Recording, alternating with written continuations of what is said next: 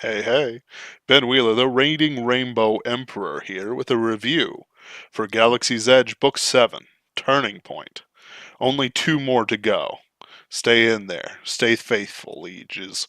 We'll get through this together before the Savage Wars come out. I've read the advance copy. It's amazing. Anyway, back to the review. Like Genius Strategos, Jason Anspach and Nick Cole begin to weave their grand narrative back into cohesion with Book 7 of the Galaxy's Edge series, Turning Point. While by no means my favorite, it has some of the best army on army trench fighting I've read. Not that I've, sought out this obscure genre, but they handle it pretty well. Throughout the book, we skip around from Keel's shenanigans to the fight over Ankalor and X's various plans being pulled together for whatever mysterious thing he's trying to do, which I don't think he actually understands what he's trying to do. In search of his kidnapped crew from Book 5, Keel unearths and desecrates Kale Maydoon's body to find the secret House of Reason fleet that is holding his crew. Exo and Bombassa, with a squad of shock troopers, get the drop on him, but Exo's and Wraith's friendship hold true. They have some adventures and delays until Wraith gets on top of a double-cross pileup, killing an old frenemy, he has no other kind of compatriot, I guess, and by stealing a finger off of Kale Maydoon's hand and switcherooing the rest of his corpse pieces. It's one of those genetic marker things. Exo and Babasa take the fake from him, and their story ends for this book, but it'll come back in Message for the Dead. There's a chase, but it's kind of unimportant. Felt more like a book lengthener and an exciting event, more than anything that wowed me specifically. Still, it was well written and it was a lot of fun. The second major plot was the ones you're going to come back for. It's the thing that just goes sets it up just right. The Legion invades Ankalor and curb stomps the Z. It costs them, but it is interesting, satisfying, and so action packed it never gives up. I think that if certain parts of it weren't broken up with other action packed adventures, just as exciting as the rest of it, of course, uh, yeah, I think it would be just too much to have in one long, awesome, unbroken fight scene between the Legion and the Z. Fights of note. The Dust Storm fight, the blind fight with the Z ninjas underneath the complex, and the convoy rolling through Ankalor City are just the things I enjoyed the most out of this jam-packed, beautiful. There's simply no end to the heroism, the fighting, and the dying within this book until the very last page. Also, Fish dies in this book. Literally could not remember that happened until I reread it. There's a few scenes like capturing General Nero of Gostolus's empire, or the rape of the planet Demetrion that show up and stand out in, just the right ways. The final pages, where the Z warlord, Bum Kali, yeah, that's his name, it's great, is bragging about his diplomatic immunity and how he'll burn the galaxy before Legion Commander shuts him up is also just fantastic and pretty much the perfect ending for his book. There we go. Beautiful. There's a few things I want to ruminate on for a bit that I picked up from this book that don't necessarily just draw away from it, but are just like interesting things that I kind of noticed that other people haven't really talked about, which I think is a pity. The first is Keel's adventure. Not gonna lie, it felt kind of meh compared to the rest of the book and the rest of sort of everything they've built up for him. Um, Honestly, unless Keel is imitating Tyrus Rex and having a very bloody adventure with a really great, awesome internal voice, it's his stuff always seems light compared to the heavy death that Tyrus Rex brings, or the more squad-based tactics of like Kill Team, or any of the other books that has Victory Squad together, or Legionary, actually. Uh, a best way to describe it is like a banana pudding that's supposed to be very heavy, uh, but it's some incompetent chef stirred in too much whipped cream. It's good. Don't get me wrong. Whipped cream and banana pudding is absolutely fantastic. Um, but it's not really what it's supposed to be. Exo and Bombasa are great. Bombasa and Exo's point of view had more flavor in them than Attack of the Shadows. Keel, without his crew to bounce off of, doesn't quite do it for me. Not like Tyrus Rex does. Tyrus Rex is a very interesting character. He has a very deep soul that he can just talk about things. It's like, why am I doing this? They killed her. Oh, that's as good enough a reason to kill everyone as anything. That's literally the plot of Requiem for Medusa, and it's absolutely fantastic. Um, in fact, the second he gets his crew back in Message for the Dead, he really reads so much better. It's just like a lot of life gets breathed back into him, and so much like a character than without them.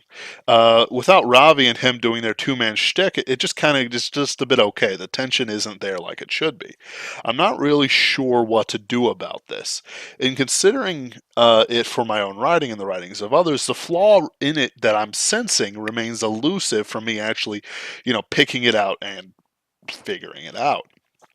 The chase is exciting, violent, bloody.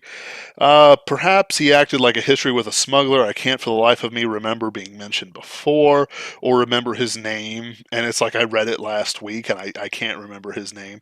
It isn't a bad thing. Characters have history, but we never actually meet him until he's all murdered up and part of the double cross pile up shuffle. Maybe it's not as satisfying.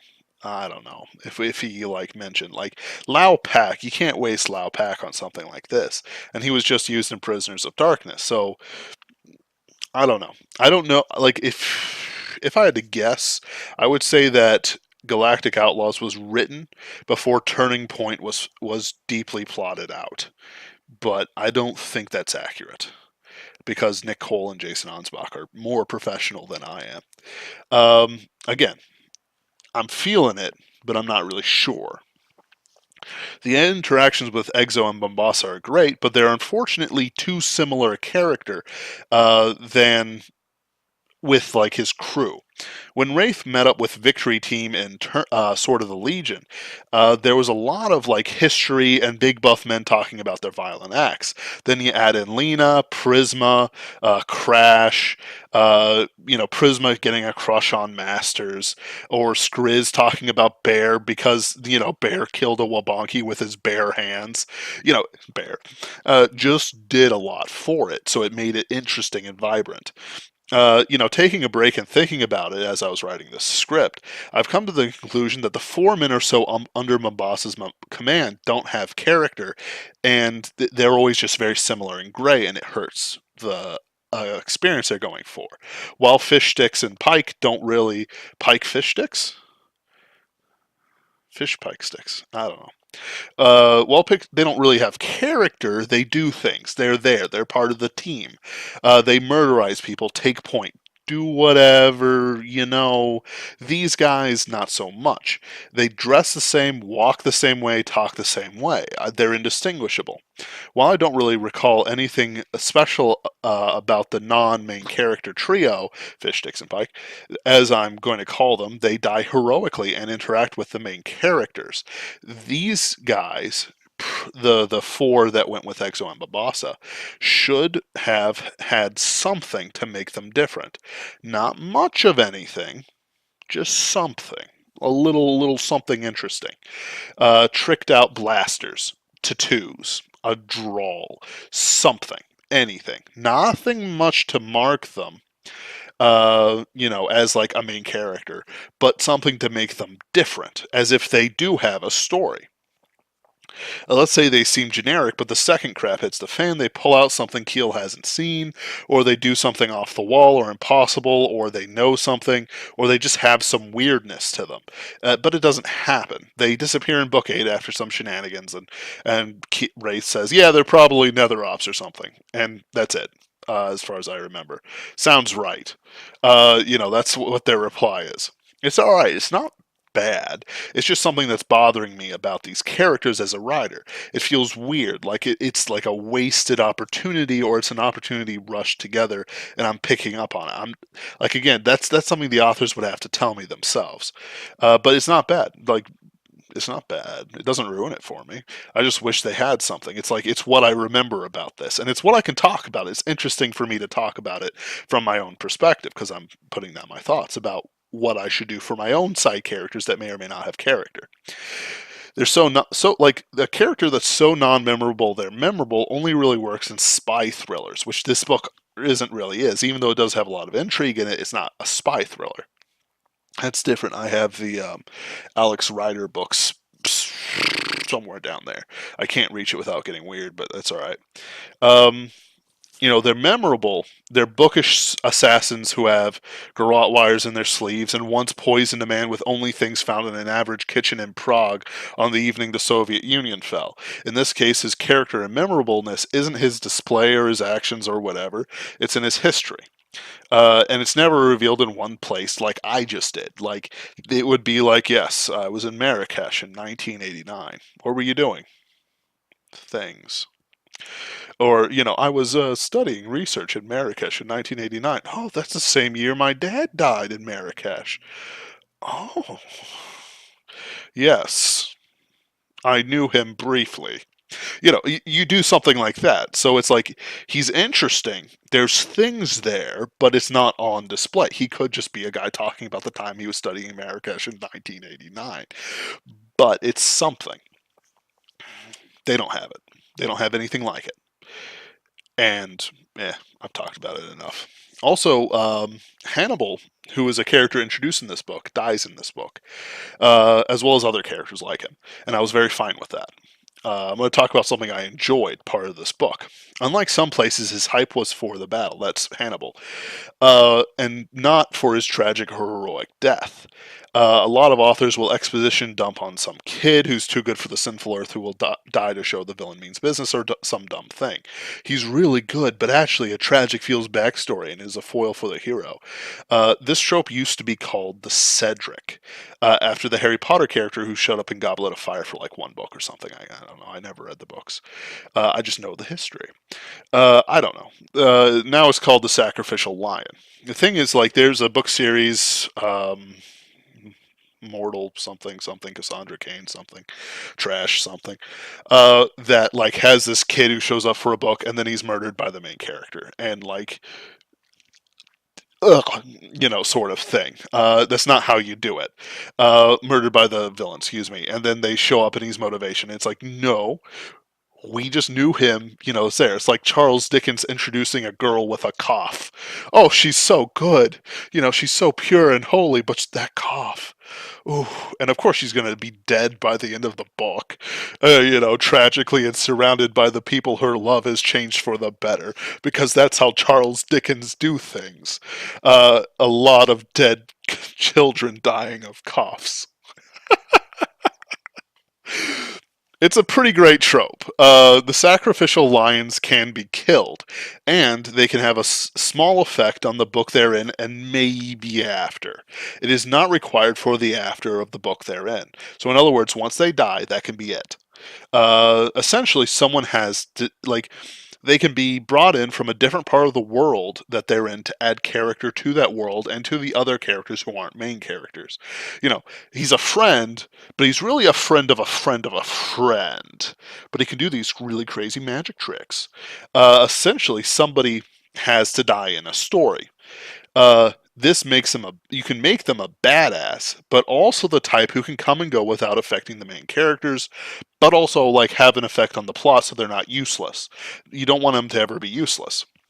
Essentially, Hannibal's leading the invasion of Ankalor, um, for Keller. Essentially, Chun and Co. won't feel much for his death. They probably know of him, but he's not their friend. Keller is, a friend-ish to this guy. He's his commanding officer. He likes the guy as a general, that sort of thing. And other side characters as well, even if they aren't the main character. There isn't a lot of focus, but there's enough to make it worth something. Excuse me.